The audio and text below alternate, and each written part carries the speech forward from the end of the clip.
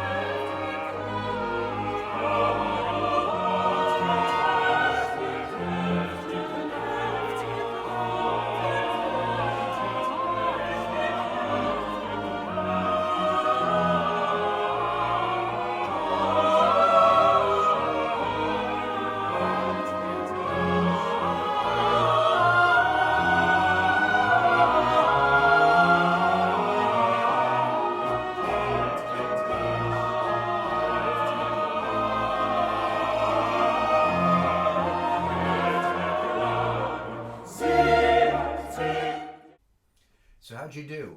Did anybody get all of them right? Did anybody get none of them right?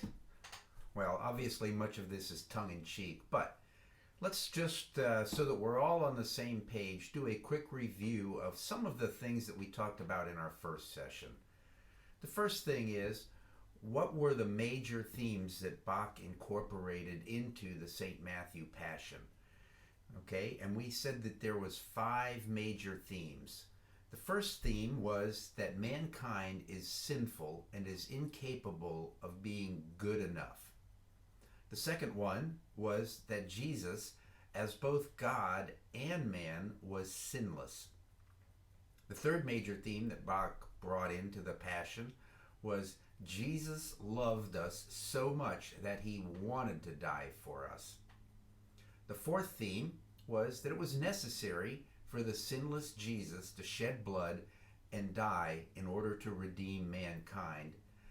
And then the fifth and last theme that he brings in is we should be thankful.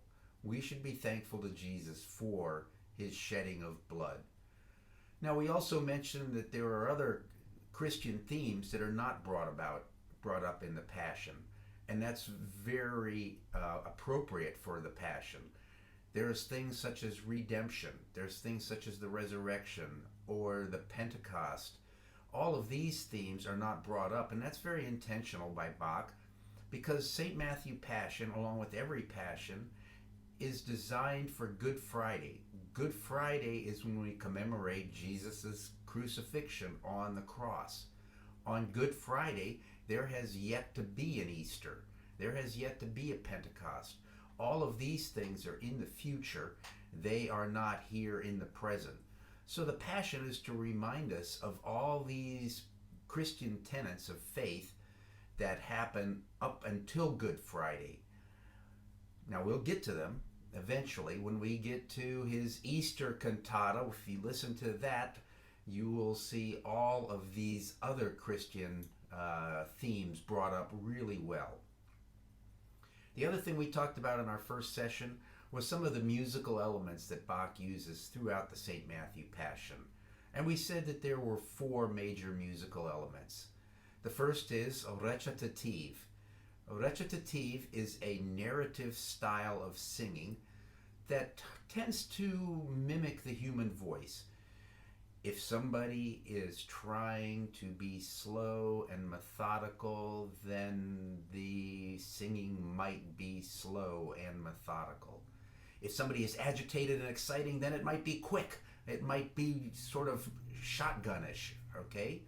So it mimics the human voice in many ways. The recitative throughout St. Matthew Passion, we said, all comes word for word from the Martin Luther translation of the German, of St. Matthew into German, word for word. The next thing that we saw was arias. Arias are an individual reaction to the narration, to the action.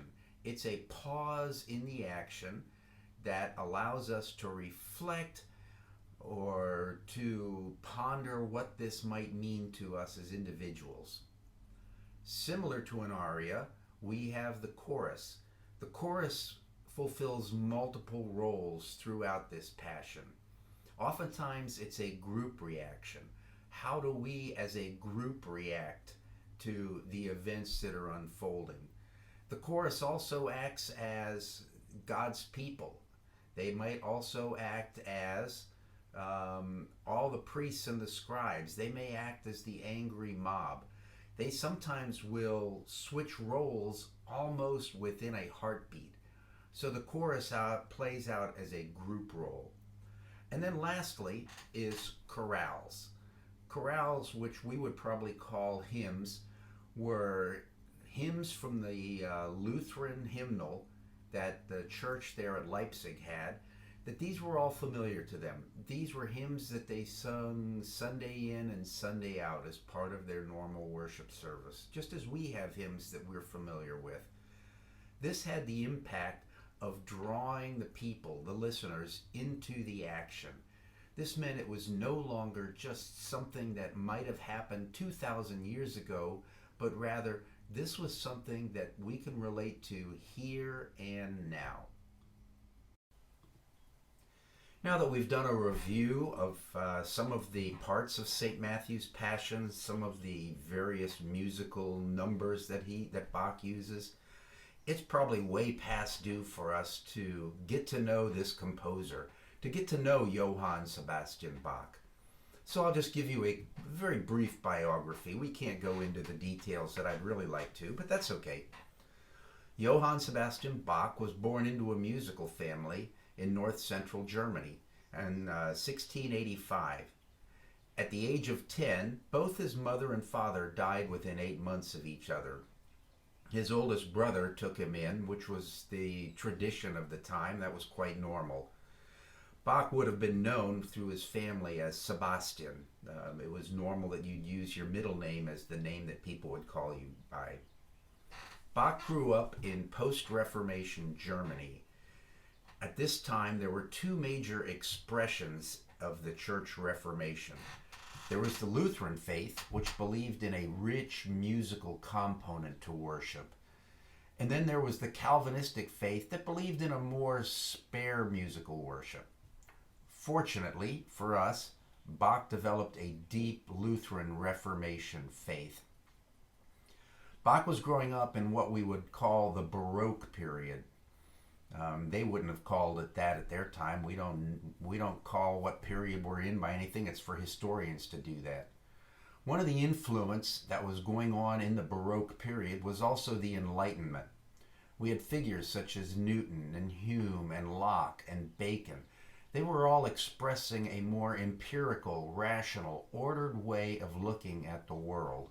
And Baroque music, architecture, society structure, the way parks were arranged, all of that, all reflect this in their emphasis on an ordered and arranged structure to everything. By the age of 15, Bach was attending a musical conservatory and was becoming very accomplished on the organ.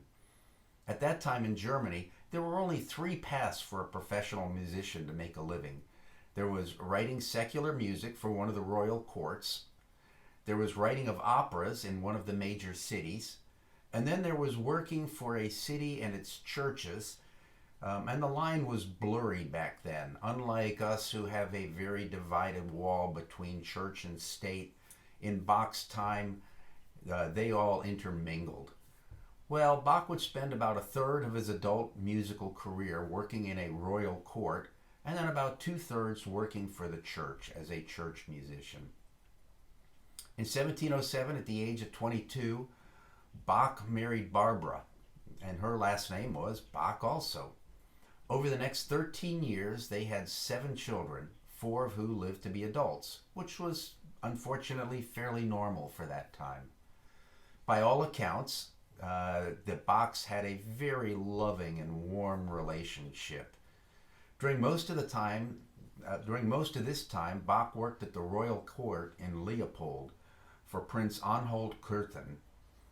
Since this was not a church position and was a Calvinist position, many of Bach's best secular works were composed during this period. Prince Leopold himself was an accomplished musician and had a deep, deep friendship with Bach. After the death of Barbara Bach in 1721, Bach married Anna Magdalena. They had 13 children, 6 of who lived to be adults.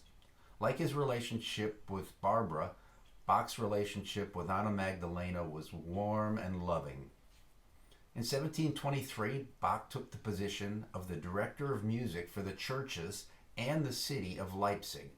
He would remain in that position until his death in 1750. During this time, we have the great output of Bach's sacred music. As an example, for his first 5 years there in Leipzig, he was required every week to compose a 15 to 20 minute cantata to be performed at the Sunday worship service. This cantata was to be based on the lectionary reading for that week. So just think about it. Every Monday, Bach would go to work. He would have to compose a cantata of about 15 or 20 minutes, and then we'd have to write it out.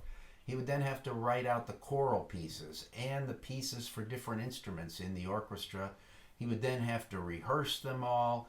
On Sunday, they would perform it, and Monday, he'd go back and start all over again.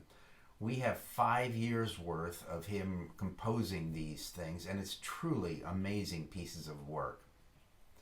An interesting note about Bach is that he never appears to have had some sort of a moral or spiritual crisis in his life. Unlike, say, composers like Beethoven, who had his Heiligen Testament, where he contemplated suicide, or Mozart, or so many other composers who had some kind of a spiritual or moral crisis. Bach never appeared to have that. By 1749, Bach's health had started to decline. He had eye surgery by a quack doctor that resulted in an infection. This same doctor did this surgery on Handel, which ended up killing Handel. Bach died in 1750 at the age of 65 and was buried in an unmarked grave. We mark the end of the Baroque period with Bach's death. After Bach's death, many of his musical manuscripts were actually sold as butcher paper or to wrap fish in. Truly a travesty. His wife, Anna Magdalena, died 10 years later, penniless and homeless. The Episcopal Church to this day celebrates a feast day in Bach's honor every July 28th. So, on July 28th, that's a great day to listen to some good Bach music.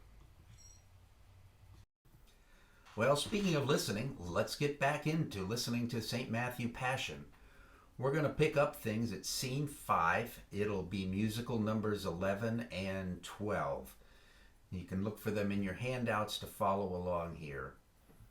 The first one is a recitative between the evangelist and Judas, and then there is a soprano aria reacting to Judas's agreeing to betray Jesus. Here's what I want you to listen to as we go through this. Note that in the recitative, number 11, that when Judas sings the word beraten, which is betray, that Bach has scored this with a high note to emphasize it. And also, you may not hear this, but he has scored this whole number in the key of C sharp major. C sharp major has more sharps than any other key. In the Baroque time, this key was used oftentimes to connotate betrayal or capture or treason or lies, all of these sort of things. And so Bach makes good use of this, where Judas has agreed to betray Jesus, he's using that key. Notice as we move into the aria, the first question I want you to ask is, who is singing this? Whose perspective is this from? And when you listen, you realize it's a true stroke of genius. Because what Bach has done is he has scored this and written this from the perspective of Judas's mother.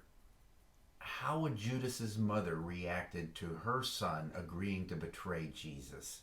How would you react as a mother or as a father to having a son that has agreed to betray Jesus? I also want you to notice the musical picture that's being painted here. Notice there's this regular beating of the rhythm. It's just a very constant, like a heartbeat going on and on and on throughout the whole aria.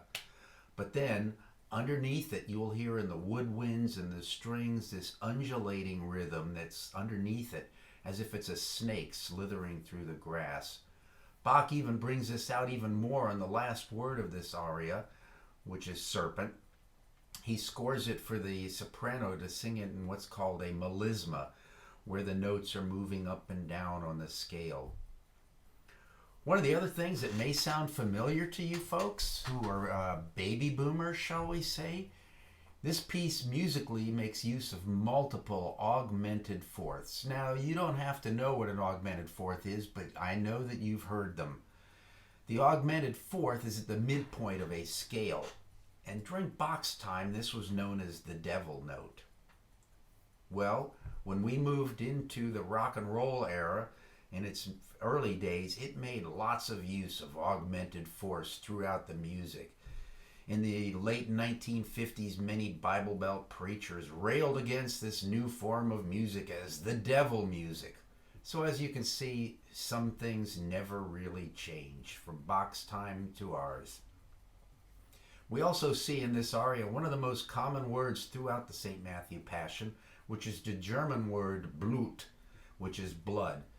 As we said, one of the major themes throughout this work is it was necessary to have suffering and blood for our redemption.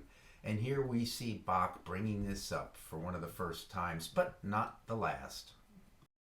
Da ging hin der Zwölfen einer, mit Namen Judas Iskariot, zu den hohen Priestern und sprach: Was wollt ihr mir geben?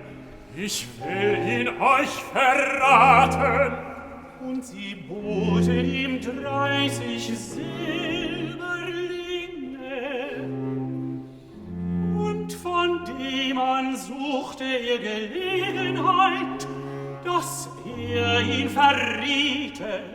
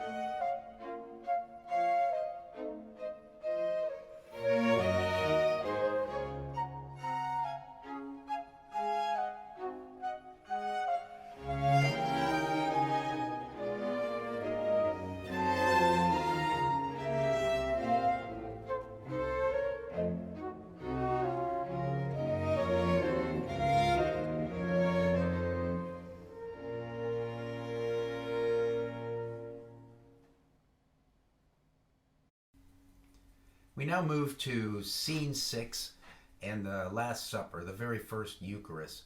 And we're going to be going over, in this case here, musical numbers 13 through 16. Here's a couple things I want you to notice in the music as we go through it. In number 14, the chorus is responding about the Feast of the Unleavened Bread, and it's just total pandemonium. It's like much of any large group. When you ask them, well, what are we going to do? And it's just pandemonium, and there is no peer group leader here. Confusion reigns. Notice in number 15, when Jesus proclaims, "One of you will betray me," that the key signature and the notes drop down to a very ominous minor key, connotating that, okay, we've got some bad stuff that's going to happen. And it may be hard to hear, but when he says, "One of you will betray me," the chorus responds with, "Herr, bin ich," Lord, is it I? They sing this, Lord, is it I, 11 times. Once for each disciple, minus Judas. Just another example of Bach using musical symbolism throughout the work. The chorus, without even a pause, immediately answers its own question, Lord, is it I, by proclaiming, it is I. They're using a very familiar chorale for the Leipzig church. Once again, as we mentioned, the chorales are used to draw the listener into the action and make it more immediate, more of, oh, this is actually happening right here and right now. This particular chorale was composed by Paul Gerhardt. He was born in 1607 and died in 1676. The melody is actually from a 15th century Renaissance song by Henrik Isaac entitled "Innsbruck, I Must Leave You." It was a very popular secular song, and as was oftentimes the case, secular melodies were used then for sacred chorales. Bach uses the chorus now, acting as all of the sinful people in need of grace. They stand before Jesus and confess, yes, I too would betray you. Aber am ersten Tage der süßen Brot traten die Jünger zu Jesu und sprachen zu ihm. Wo willst du das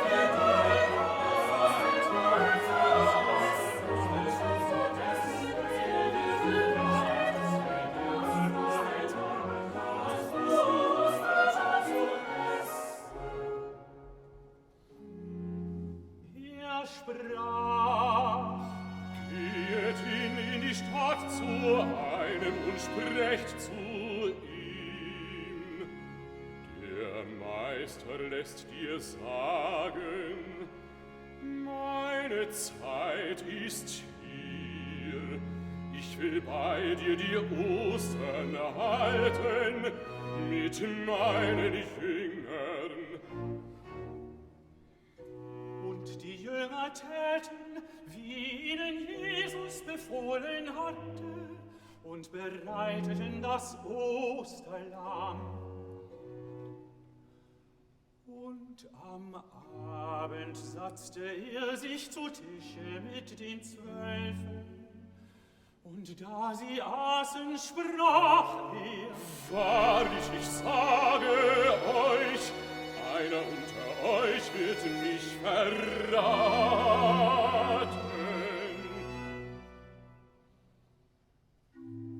Und sie wurden sehr betrübt und hoben an, ein jeglicher unter ihnen, und sagten zu ihm, Herr,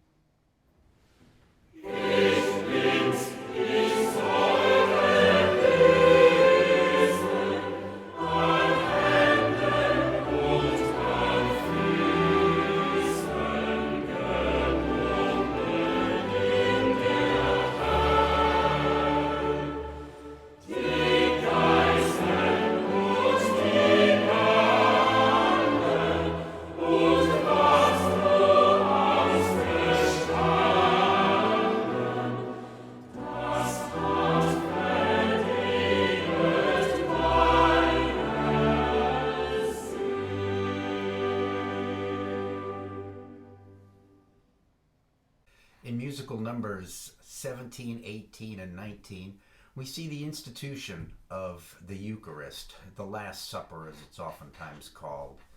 And here it's Bach has scored this in a somber mode, but also in a hopeful way oftentimes. Notice that as Bach is oftentimes doing on these things, he has a scene where he has the narration and then he brings in a soloist to reflect upon what all it means. And we do this with the soprano. Notice on number 18, as the soprano comes in, the oboes are intertwining within each other, emphasizing the phrase swimming with tears. So here Bach is using the scores for the orchestra to complement the singer in this regard. In this aria, Bach brings into focus three of his major themes of this passion: Jesus' love for mankind, Jesus' physical shedding of blood for our sins, and our thankfulness for what he has done. And then a very upbeat ending to this, in number 19, Bach moves us out of this somber mood, at least temporarily, of the Last Supper, and he brings us into a light and airy dance-like number. It's a theme of gratitude that's being expressed by the soprano, a gratitude for the redemption that we've got. And notice the wording of the final phrases. It just resonates with the Reformation theme that Jesus' grace is for all, and it's available to all in need. Antwortete und sprach: Der mit der Hand mit mir in die Schüssel tauchet, der wird mich verraten. Des Menschen Sohn geht zwar dahin, wie von ihm geschrieben steht, doch wehe dem Menschen, durch welchen des Menschen Sohn verraten wird. Es wäre ihm besser, dass derselbige Mensch noch nie geboren wäre. Da antwortete Judas, der ihn verriet, und sprach: Bin ich's, Rabbi? Er sprach zu ihm: Du sagest.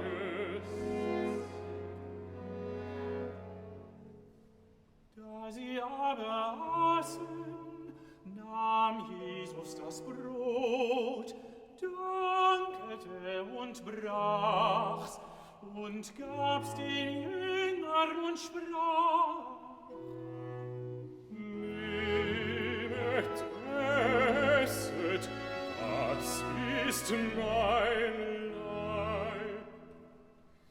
Und er nahm den Kelch und dankete, gab ihnen den und sprach: Trinket alle daraus, das ist mein Blut des Neuen Testaments, welches vergossen wird für viele zur Vergebung der Sünden.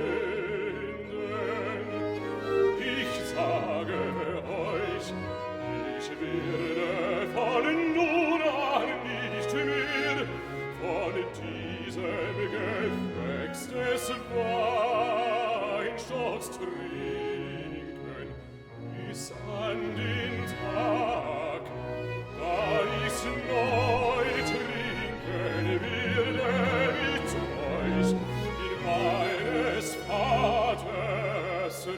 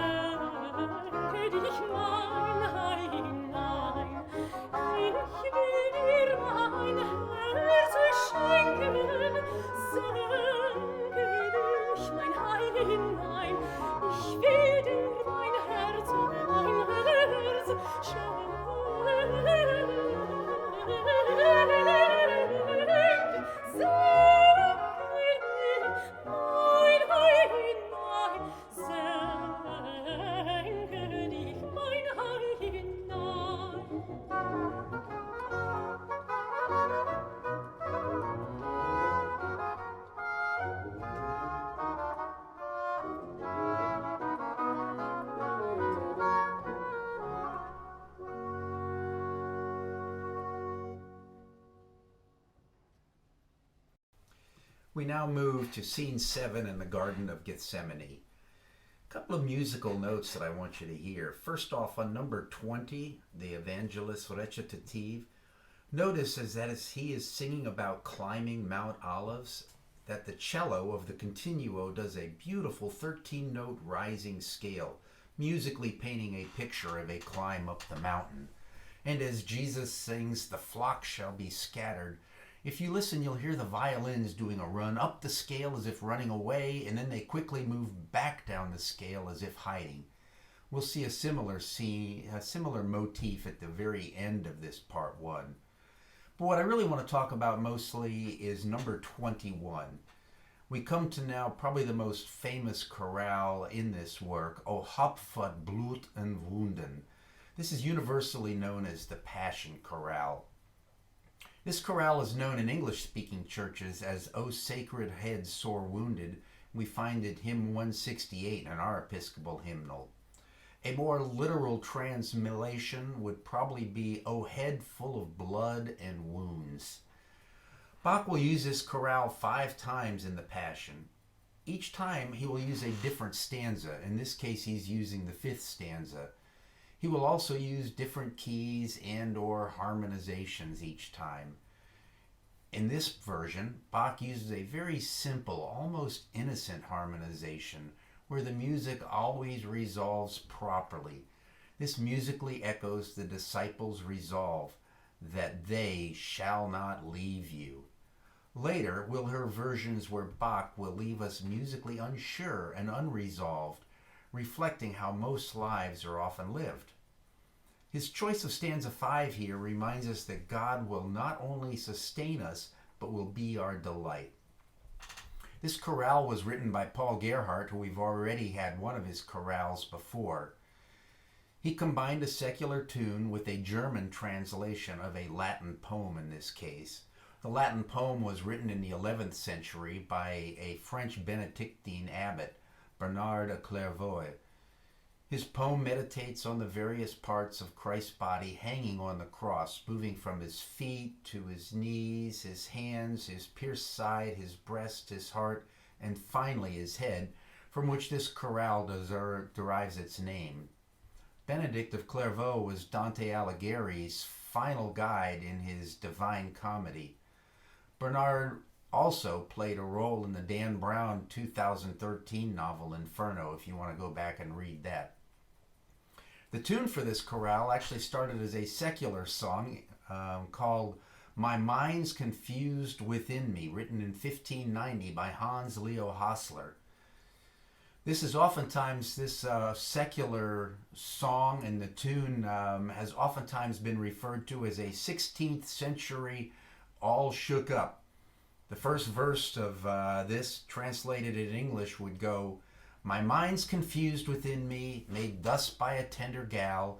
I'm utterly astray, my heart hurts badly. I have no rest both night and day. I ever lament, I keep on sighing, crying, in sorrow, almost spent. Of note, this may be a very familiar tune. Paul Simon used this song in 1973 to his hit song American Tune. This was probably in the midst of Paul Simon's bad hair and bad mustache phase. So let's take a listen to this music and go through it together. Und da sie den Lobgesang gesprochen hatten, gingen sie hinaus an den Ölberg.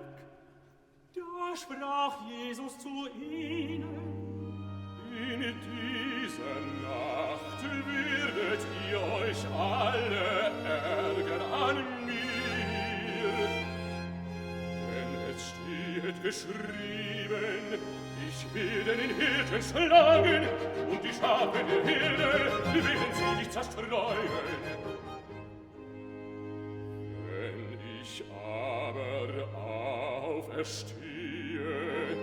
will ich vor euch hingehen in Galiläa.